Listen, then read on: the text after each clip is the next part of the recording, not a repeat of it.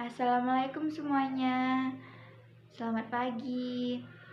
Saya Saila dari Universitas Islam Negeri Sumatera Utara, Fakultas Sains dan Teknologi, jurusan Biologi. Saya sekarang ini semester 5. Jadi dengan video ini untuk memenuhi ujian akhir semester untuk mata kuliah Fisiologi Hewan dengan dosen pengampu Ibu Sukria MSc. Jadi kita bakalan belajar tentang sistem indera. Di sini saya membawakan salah satu dari materi dari fisiologi hewan, yaitu sistem indera. Selanjutnya kita bakalan banyak bahas tentang sistem indera, pengertian-pengertiannya, macam-macam sistem indera. Jadi untuk teman-teman semuanya tetap diikuti ya video ini. Terima kasih. Jadi yang pertama-tama di sini kita bakalan bahas tentang pengertian alat indera. Alat indera itu merupakan alat yang ada pada tubuh manusia dan memiliki fungsi, yaitu untuk mengenal keadaan luar. Jadi, kalau kita rincikan satu persatu pengertiannya, yaitu yang pertama alat. Alat itu merupakan suatu reseptor saraf yang sangat sensitif. Jadi, alatnya ini berbentuk reseptor. Dan dunia luar merupakan dunia di luar tubuh manusia itu sendiri. Kadang disebut juga dengan suatu rangsangan. Reseptor yang ada pada tubuh akan sensitif rangsangan, dan ini disebut juga dengan indera. Jadi, indera merupakan suatu reseptor yang ada pada tubuh sensitif akan rangsangan, itu namanya indera. Jadi, selanjutnya indera akan mampu untuk mengubah rangsangan menjadi sebuah impuls. Sebelumnya kita telah mengetahui apa itu impuls. Impuls itu adalah sebuah sinyal listrik yang sampai ke otak. Dengan perjalanannya itu untuk membawa berita, sehingga orang dapat mengenal dunia luar. Begitulah proses alat indera untuk mencapai suatu informasi. Jadi, selanjutnya itu kita bakalan bahas macam-macam indera beserta alatnya. Dari kita dulu sekolah dasar sampai dengan bangku kuliah, macam-macam indera itu ada 5. Yang pertama ada indera penglihatan dengan dibantu oleh mata. Dan yang kedua adalah indera penciuman. Indera penciuman itu memiliki alat yang dapat kita gunakan, yaitu hidung. Yang kedua ada indera pendengaran. Indera pendengaran ini melalui telinga. Yang keempat ada indera perasa. Indera perasa ini melalui lidah. Dan yang terakhir adalah indera peraba. Indera peraba ini melalui kulit. Selanjutnya kita bakalan bahas dari kelima indera itu. Yang pertama bakalan kita bahas adalah indera penglihatan melalui mata. Jadi, indera penglihatan itu terdiri dari alat tambahan mata, bola mata, dinding bola mata, cairan bola mata, saraf penglihatan, lapisan pigmen pada retina, dan yang terakhir adalah pergerakan pada bola mata. Yang pertama kita bakalan bahas tentang alat tambahan pada mata. Alat tambahan pada mata itu alat yang sering tanpa kita sadari dia memiliki fungsi tersendiri untuk mencapai alat indera. Jadi yang pertama itu ada alis mata. Alis mata itu adalah rambut yang kasar terdapat di atas mata yang memiliki posisi melintang dan dia tersusun rapi.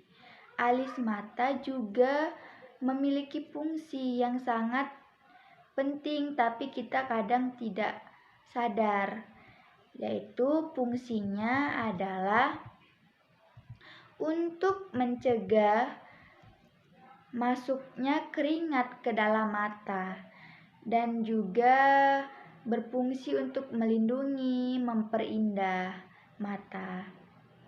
Selanjutnya ada kelopak mata. Kelopak mata itu adalah bagian mata yang dapat kita gerakkan untuk membuka dan menutup. Kelopak mata ini ada dua bagian. Yang pertama ada bagian atas dan bagian bawah. Kelopak mata juga mempunyai otot yang disebut levator valveo. Ini memiliki fungsi dapat menarik mata untuk terbuka. Sedangkan kelopak mata bawah memiliki otot orbicularis. Orbicularis ini untuk menutup mata. Selanjutnya ada bulu mata. Bulu mata ini kan terletak pada ujung kelopak mata yang memiliki fungsi untuk melindungi dan memperindah mata. Selanjutnya itu ada aparatus lacrimillaris. Adalah sebuah saluran yang mengalirkan air mata menuju konjuktiva kelopak mata.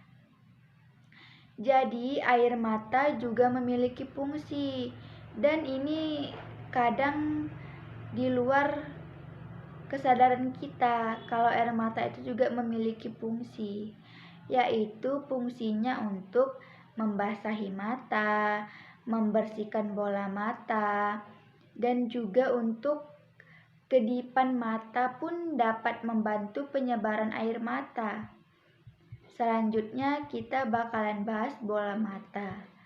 Bola mata itu berbentuk bulat dan agak pipih dari atas ke bawah.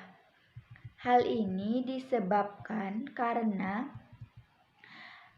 mata selalu tertekan oleh kelopak mata atas dan bawah.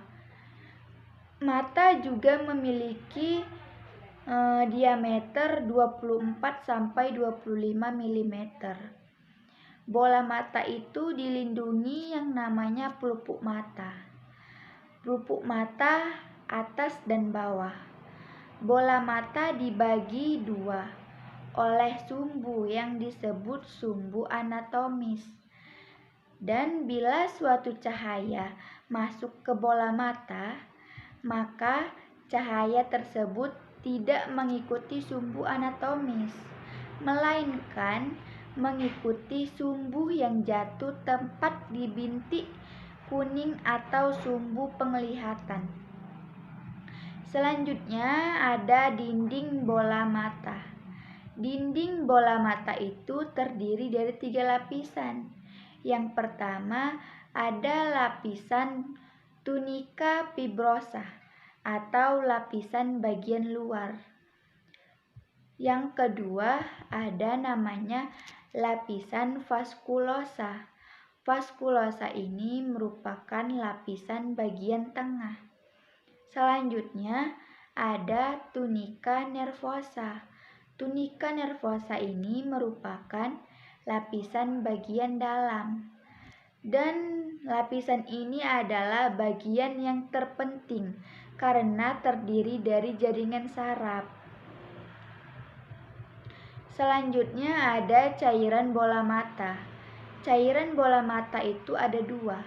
Yang pertama, cairan yang terletak di depan lensa, yaitu cairannya berbentuk encer dan memiliki warna jernih seperti humor aqueous atau AHA. Yang kedua, ada cairan yang terletak di belakang lensa, yaitu cairan yang jernih tetapi konsistensinya atau kepekatannya seperti agar-agar.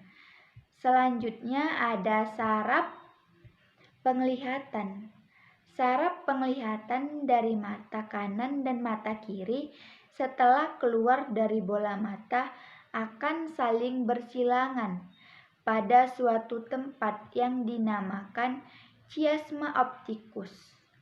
Selanjutnya ada lapisan pigmen pada retina.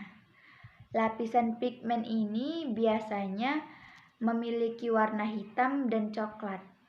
Jadi, lapisan pigmen ini sangat berpengaruh untuk memberikan warna retina pada mata. Selanjutnya, kita bakalan bahas indera pendengaran. Indera pendengaran itu melalui telinga. Dan telinga terdiri dari 3 bagian, yaitu telinga bagian luar, telinga bagian tengah, dan telinga bagian dalam. Kita bakalan bahas satu persatu ya. Yang pertama, telinga bagian luar.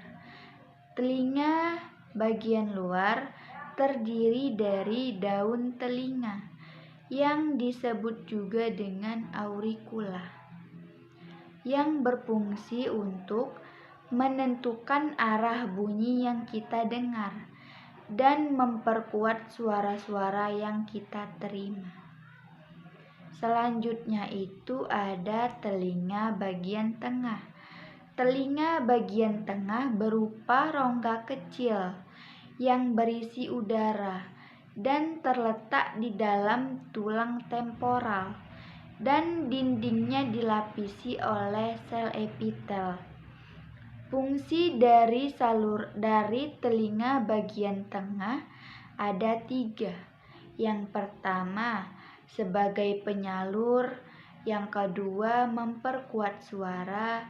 Yang ketiga, melindungi alat dalam bagian telinga dalam. Selanjutnya kita bakalan bahas telinga bagian dalam. Telinga bagian dalam adalah bagian yang terpenting dari telinga karena ada labirin di dalamnya. Labirin itu adalah suatu rongga yang berisi cairan perilimfe dan letaknya di tulang pelipis dan memiliki fungsi untuk melindungi bagian dalam telinga. Jadi, di dalam bagian telinga bagian dalam terdapat yang namanya sifat suara. Sifat suara itu ada 2. Yang pertama, frekuensi suara. Frekuensi suara ini diberikan satuan hertz atau disingkat juga dengan Hz atau cycle per second. Frekuensi ini menunjukkan tinggi rendahnya suatu nada. Yang kedua itu ada intensitas cahaya. Intensitas cahaya ini diberi satuan desibel. Yang ketiga ada satuan intensitas cahaya. Satuan ini dinamakan dengan notasi Bell karena pertama kali ditemukan oleh Alexander Graham Bell. Oleh karena itu satuan Bell dipakai. Selanjutnya itu ada yang namanya daerah pendengaran.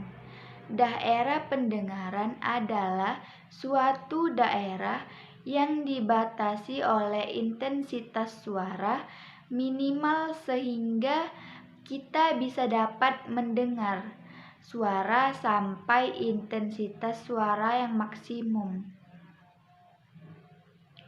Karena rasa getar atau rasa nyeri mulai terasa. Daerah ini untuk tiap frekuensi tidak sama luasnya. Selanjutnya kita bakalan bahas dari indera penciuman melalui hidung.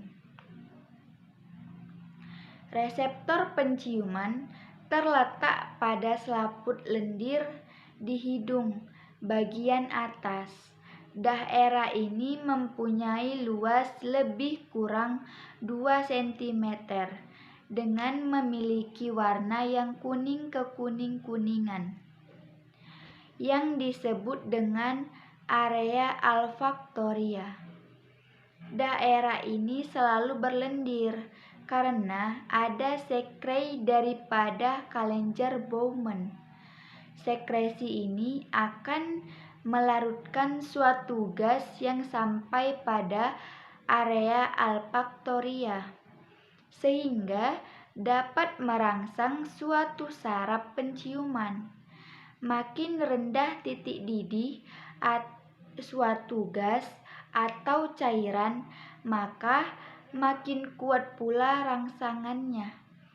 Selanjutnya kita bakalan bahas tentang fisiologi sensasi penciuman. Alat penciuman erat hubungannya dengan alat pengecap, bahkan disebut dengan pengecap jarak jauh.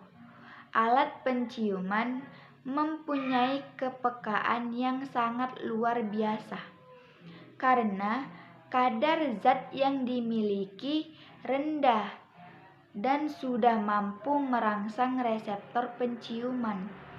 Jadi, reseptor penciuman terletak di bagian atas rongga hidung. Pada gerak pernapasan hanya melalui bagian bawah saja.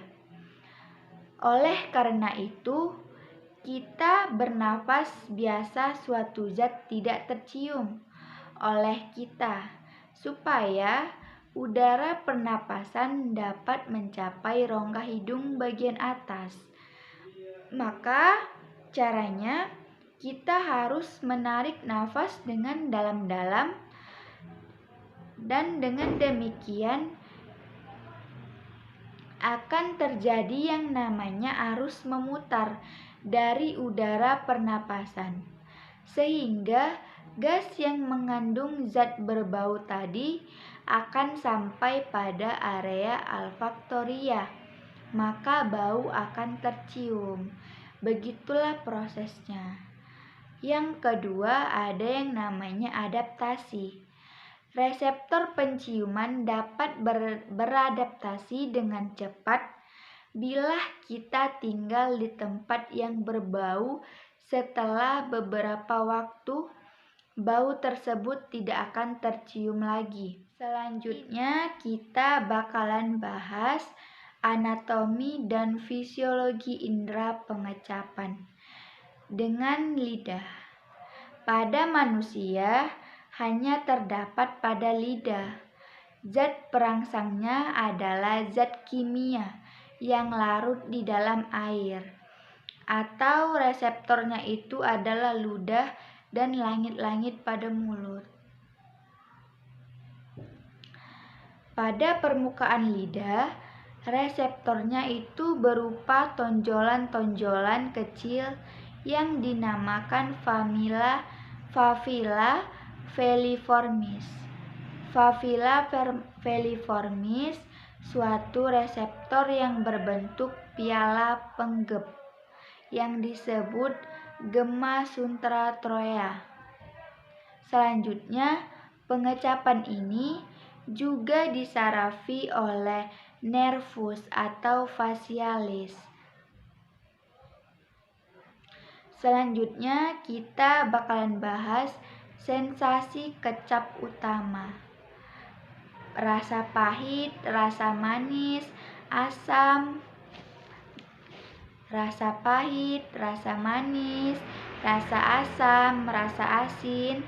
Di samping itu juga kita dapat merasakan yang namanya rasa kombinasi, yaitu rasa manis dan rasa asin memberi rasa gurih, Kadang-kadang kita merasakan rasa hangat terhadap suatu makanan dengan suhunya yang normal. Rasa kecap utama tadi tidak tersebar merata di seluruh lidah, tetapi punya distribusi tersendiri. Selanjutnya, kita bakalan bahas alat peraba melalui kulit. Pada kulit dapat terjadi juga infeksi kulit yang biasanya disebabkan oleh suatu virus ataupun bakteri, kuman. Kulit merupakan suatu organ pada manusia yang memiliki fungsi sebagai alat peraba, pengeluaran keringat, pengatur temperatur tubuh, dan tempat penyimpanan lemak. Dengan adanya kulit, maka kita akan dapat merasakan adanya sentuhan. Suatu bagian indera peraba yang sangat peka yaitu ujung jari, telapak tangan, telapak kaki, bibir, dan juga alat kemaluan. Informasi sentuhan pada kulit memiliki peran penting untuk kita dapat memahaminya. Apa saja yang ada dapat di sekitar kita. Menurut para ahli, sistem sentuhan terdiri atas 3 fase. Yang pertama adalah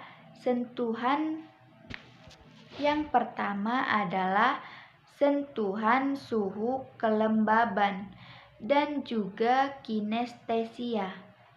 Kulit juga merupakan suatu lapisan tipis yang melindungi tubuh dan berperan juga dalam proses pengeluaran. Zat sisa yang dikeluarkan oleh kulit yaitu air serta garam yang biasanya berbentuk keringat atau urin. Beberapa bagian kulit yang harus kita ketahui. Sekian materi dari saya. Semoga materi sistem indera ini bermanfaat bagi teman-teman dalam proses belajar. Terima kasih dan sekian. Wassalamualaikum warahmatullahi wabarakatuh.